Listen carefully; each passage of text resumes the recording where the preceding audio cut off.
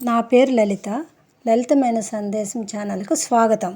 ఈరోజు మనము ఈ ఛానల్లో వినాయకుడి గురించి చెప్పుకుందాం. శివపార్వతులు తెలుసు కదా, వాళ్ళు ఆది దంపతులు. ఈ పార్వతీదేవి తనకి ఏకాంతంగా ఏదైనా స్నానం చేయాలన్నా ఏం చేయాలన్నా కానీ ఎవ్వరూ కాపలా ఉండట్లేదు.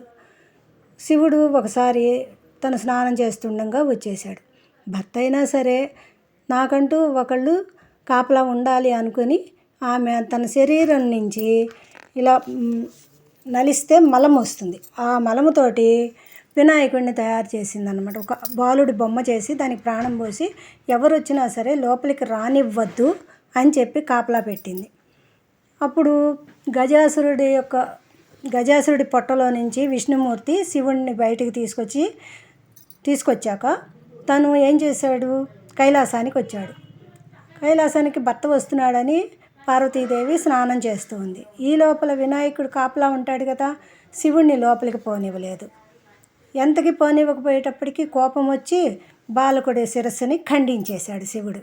అప్పుడు లోపలికి వెళ్ళాడు. తర్వాత వాళ్ళిద్దరూ మాట్లాడుకుంటూ ఉండగా ఈ బాలుడి యొక్క ప్రస్తావన వస్తుంది. ప్రస్తావన వచ్చాక అయ్యో మన పిల్లవాడు వాడిని ఇలా చేశారా అని బాధపడింది పార్వతి.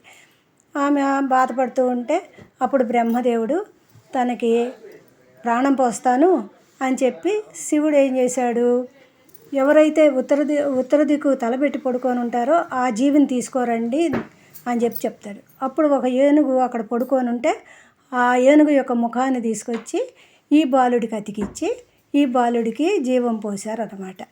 అది వినాయకుడి ఫస్ట్ ఉద్భవం కథ. నమస్తే అండి. ఇంకో కథ ఇంకోసారి కలుద్దాం.